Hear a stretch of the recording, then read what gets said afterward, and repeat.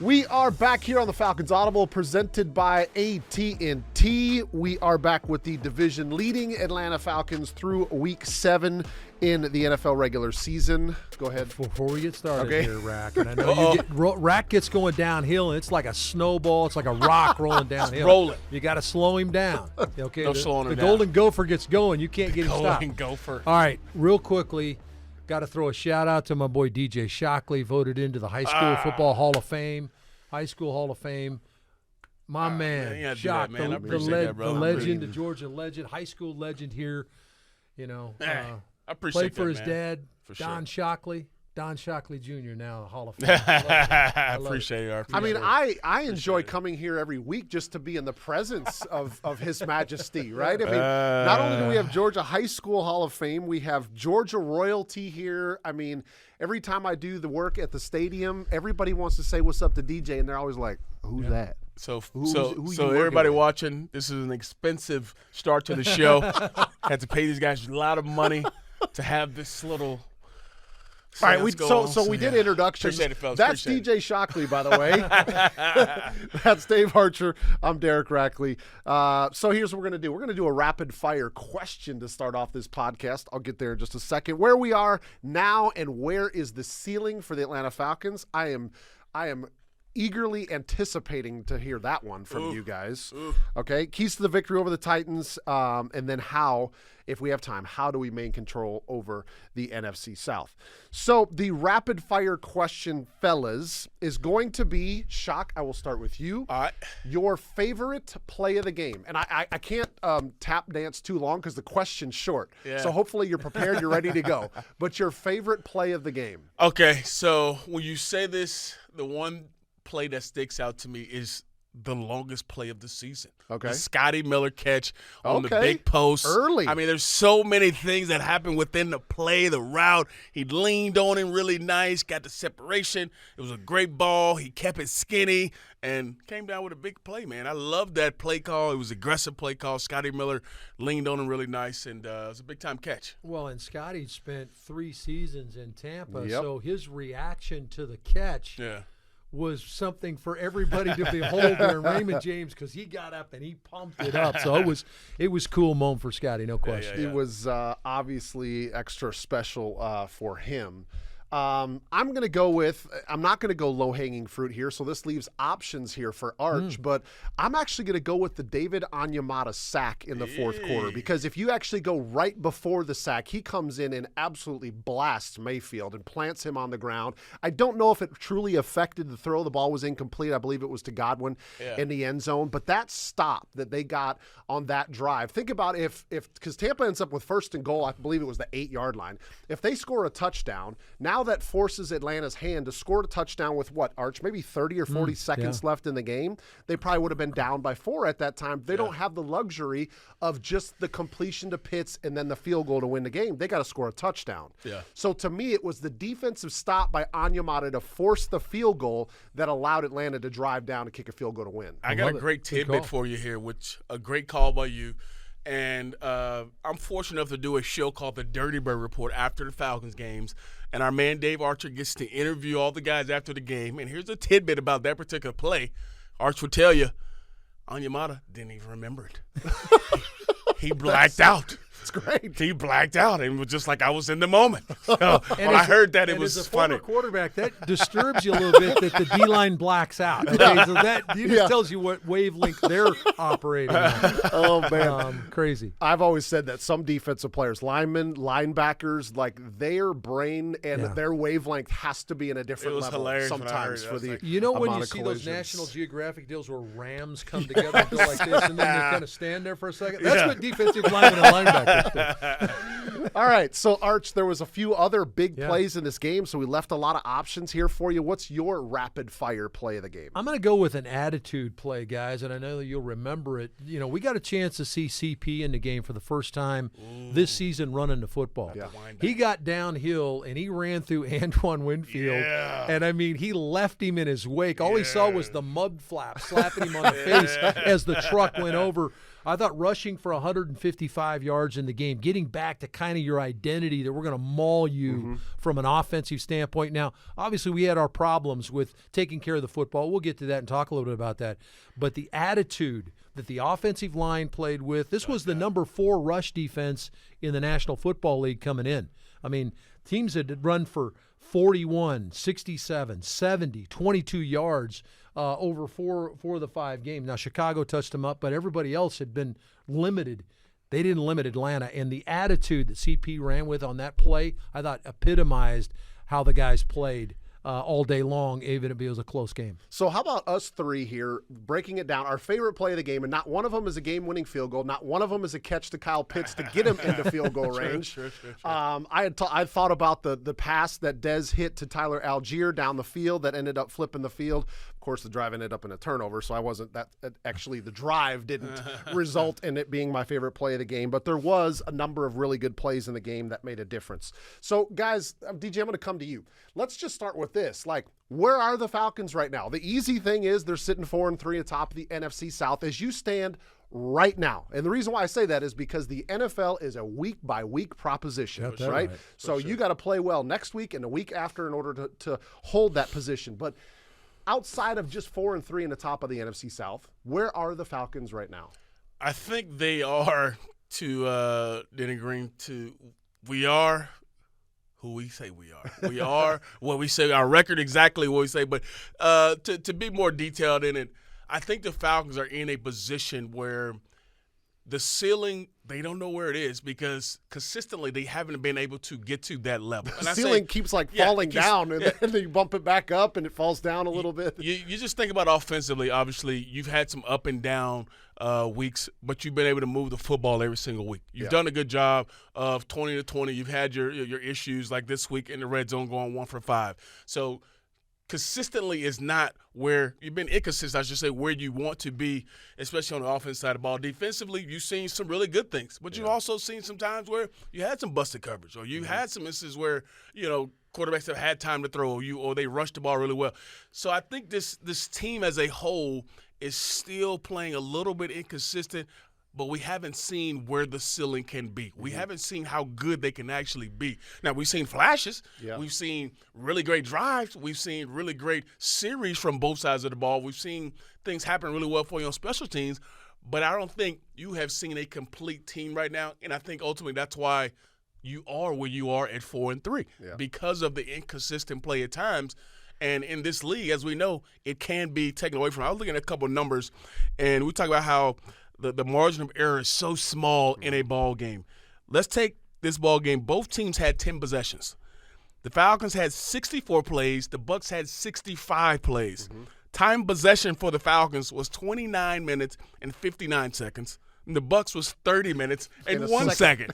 So it tells you how small the margin of error is in a particular ball game, and every single week there's always 2 or 3 plays that we can point to, or a series or whatever you can point to and say, all right, this is where the game could be won or lost, or this is where momentum shifted.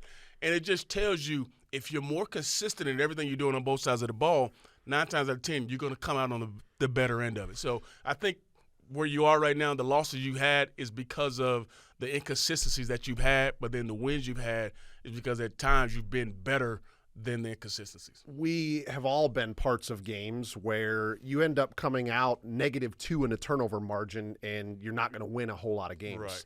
So the fact that they end up winning this game is one of those where you celebrate it, you take it to the bank, and you move on to the next week. Because, Arch, quite honestly, about midway through the fourth quarter, this should have been a 27-10 game. There was 2 first-and-goal situations that there should have been touchdowns on the board.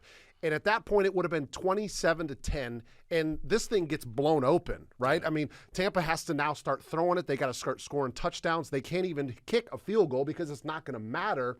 So I throw the question to you. Maybe you've got a different way to turn it. Where are the Falcons right now? Well, they're tied directly to the number that you're talking about and what Shock's talking about from an inconsistency standpoint.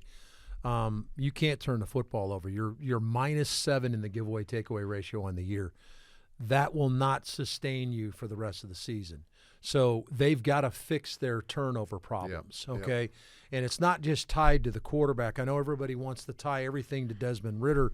Desmond Ridder, I don't care, Patrick Mahomes, if you get a defensive end comes off the edge and your arm's like this, I don't care who's holding the ball, they're going to tear the ball out of your arm. That's one of the fumbles in the red zone. And he's being labeled with that turnover. We talked about the interceptions the weekend before, where I can give you a pretty good explanation as to why the interception was thrown on the slant route at the end of the game to Bijan Robinson, because of the lack of the ability to run the route properly and how that went down.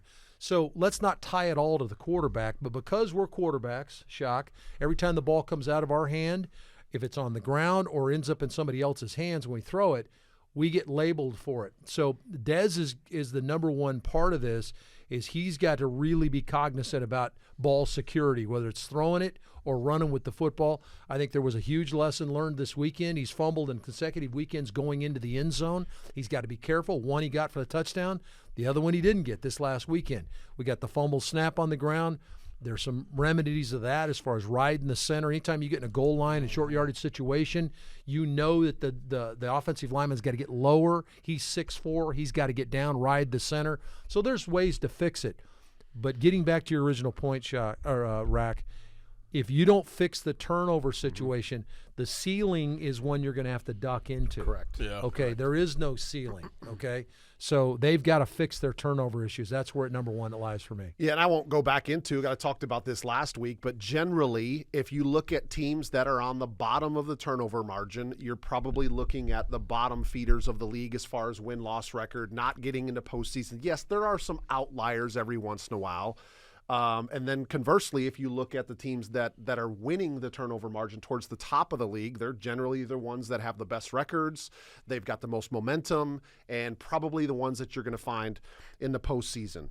I don't know if there's really more that we can dissect on the turnover end, because you're right, Arch, like it has to stop, like just flat out, period. And the one thing I can say, and I'm sure we all can agree with this at some point, is that if you make excuses for things like turnovers, two things happen. You get beat or you lose your job. That's what happens in the National Football League. The more you make excuses for problems that continue to rise, you're probably looking for a job. Yeah. And I could say that myself when I was long snapping, right? Yeah. If I started to make excuses as to why my snaps weren't perfect, I'm going to find myself on the street. That's just the way that this business works, because they will find somebody that they feel like will not make those critical mistakes that are going to lose games. But we're coming on this one talking about a victory. So, Shock, let me come back to you. Let's talk about some positive performances, because the Falcons won this game. Give me 2 or 3 players, or maybe a unit or 2 units that you felt excelled in this game that directly contributed to helping them get this victory. I think you've opened the door for him to take up way too much information. Yeah. Maybe Units. one, No, DJ, just one. Just Go one. ahead, Shock. Go ahead, Shock. Well, since we got it, I got 2 Wax guys poetic, that comes baby. to mind. Wax poetic. No, one guy. Take him. You guys, shut up and relax, right? Let me talk to you guys right here now. But one guy that comes to mind on both sides. One is CP. I thought coming to this ball game, everybody knows exactly. We didn't have Bijan in the ball game. He was sick, had a head thing going on. So, Arthur Smith had to adapt. And that's another cool thing that we can talk about is you have a game plan coming in every single week.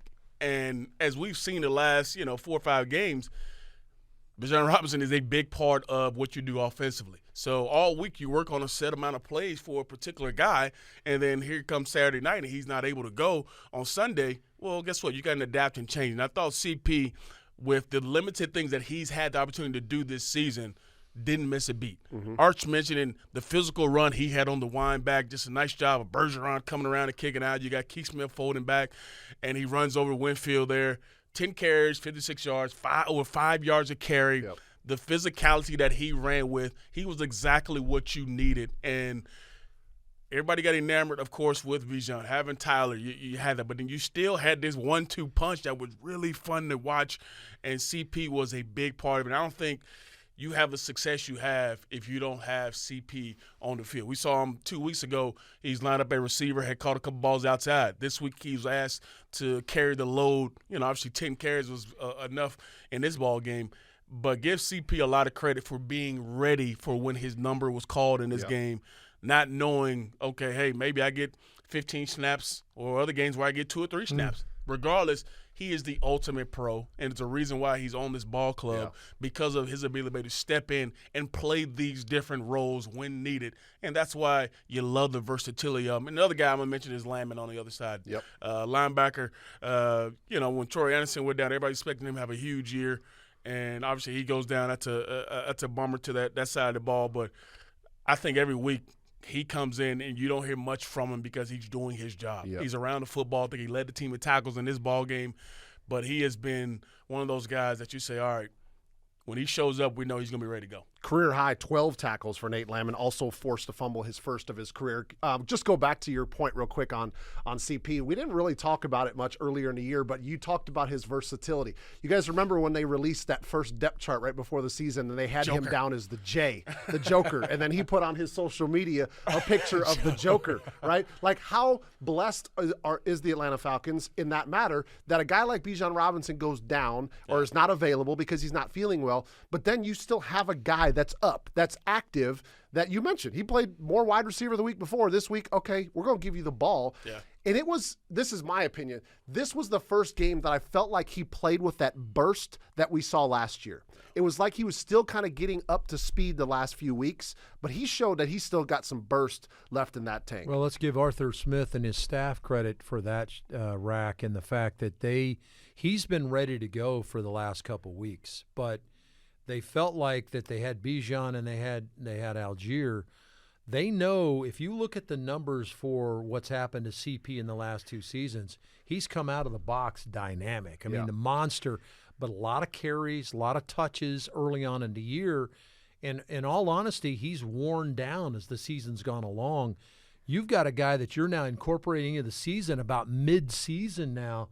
And if you think that, okay, that first 8 games last year are pretty good, what do the next 8 or 9 games look like now that you got a fresh CP? So I give Arthur Smith and his staff a ton of credit for managing him the right way, knowing that he was coming back off of some of the little nicks and things, but also realizing I got 2 pretty good backs right now, number 7 and Algier. So I don't need to push him in. But now that you need him, he's fresh and ready to go. So I would give the staff a little bit of credit on that one, and he's there and he's ready to step up into that role. I mean, we talked about CP, Arch. Anybody else like stuck out to you as far as their performance was critical in Atlanta coming to get this win? Well, this might sound odd, but the quarterback. I think that Desmond Ridder continues to do things in the last 3 weeks. You go back to the last 3.5 games, his explosive play scenario has gone way up the charts. The first 4 weeks of the season, they had 23 plays of 15 yards or more. In the last 3 games, they've got 26. Wow. They had 8 in this game this weekend against Tampa. And Desmond Ridder they had 9 in this game. Desmond Ridder was responsible for 7 of them. He threw 6 on passes. He had a 19-yard run, which I thought showed a lot of maturity, that he looked to his right, pump fake, didn't have anything, and escaped to his left. And then you saw the athleticism to run 19 yards for a first down. He continues to emerge. Yes, there's some mistakes he's got to seal up as a young player. You got to take care of the ball and some of those kind of things. But he's on the come, guys. This guy can play now. He's the throw he rips the pits. If you look at the end zone copy of that throw, mind-boggling where he throws the window he throws that into. First play out of the box, he hits Cardero Hodge on a second window throw in a deep in cut that goes between the linebacker and a safety who's coming down as an invert. It's an unbelievable throw that he rips in on the first play of the game. And he's not getting enough credit for that. So I would say the quarterback, and I know that people aren't endured. There's a lot of people around the city that are upset with turnovers and stuff like that, obviously. But the things he's doing are growing exponentially every week, and I think he continues to do that. So I'm going to give the quarterback a shout-out. Let me piggyback one quick second on that. And every week we get a chance to break down different plays. And it's why I love, being here with both you guys. And Archie, you talk the language that I know and listen and they understand exactly what's going.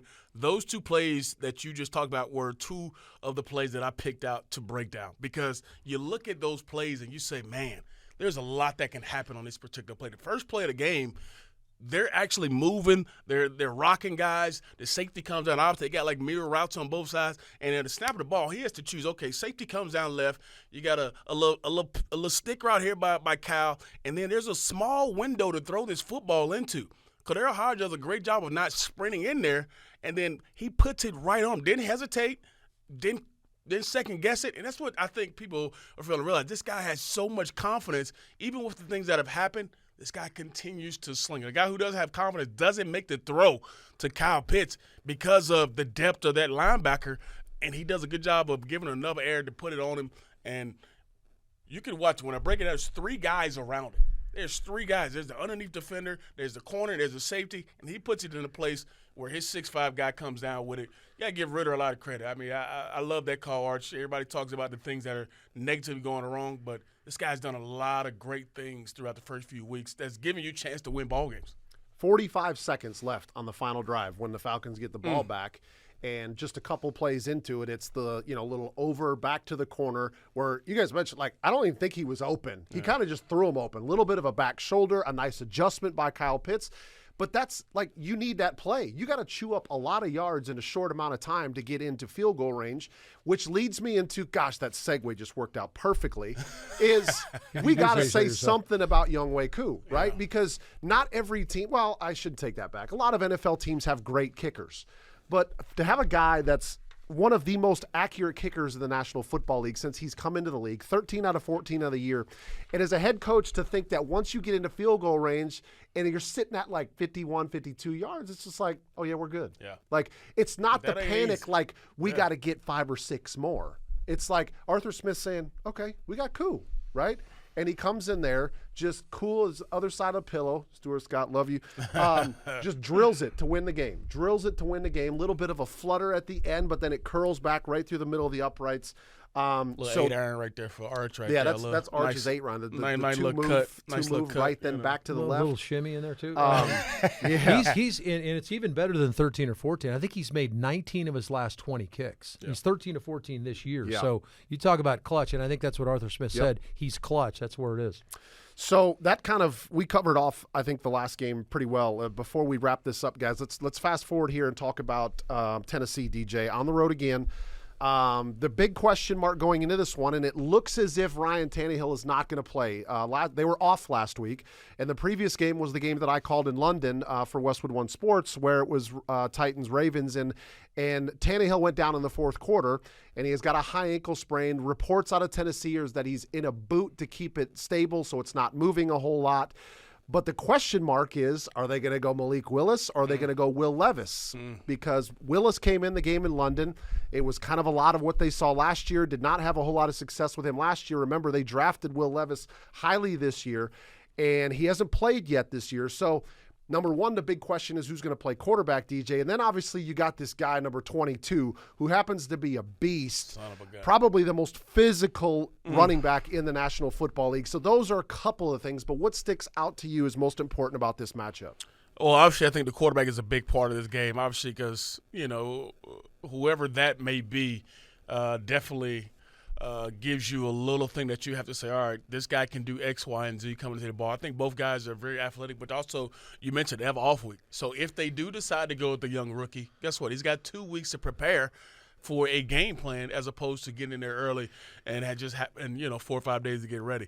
But I think the biggest thing for me is 22. And we've seen it over the years. We've seen what we have done to people when we got the run game going, and it completely demoralizes a defense and gives them a two-way go. And regardless of who plays quarterback, if 22 is going, it makes life so much easier for Malik Willis or Will Levis, whoever's in the ball game. So if you're not able to stop the run this ball game, and I think it starts with penetration. It starts with being able to change the line of scrimmage in this game. You want to be able to stop this guy's feet from going before they get going, because we know once he gets downhill, he is a tough ass to get down. And then, I think tackling will be a big part of this ball game as well. So as well as the defense has played the last few games, this will be a game where the rush defense comes in to play. And I think if you have an opportunity to stop 22, you got a chance to really stop this offense regardless of who's playing quarterback. You know, as I was preparing for that game against the Ravens, I was looking at like the two best performances that Derrick Henry had up until that game against Baltimore. They won, right? One game over 100 yards, the other game he had like 80, and they won. He ended up having 97 against Baltimore, and they ended up losing that game. Now, he had 97, but he also had a 63-yard run in that game, which obviously contributed to that number, which Derrick Henry had a whole lot more speed on that 63-yard run that I ended up seeing that I remember for him.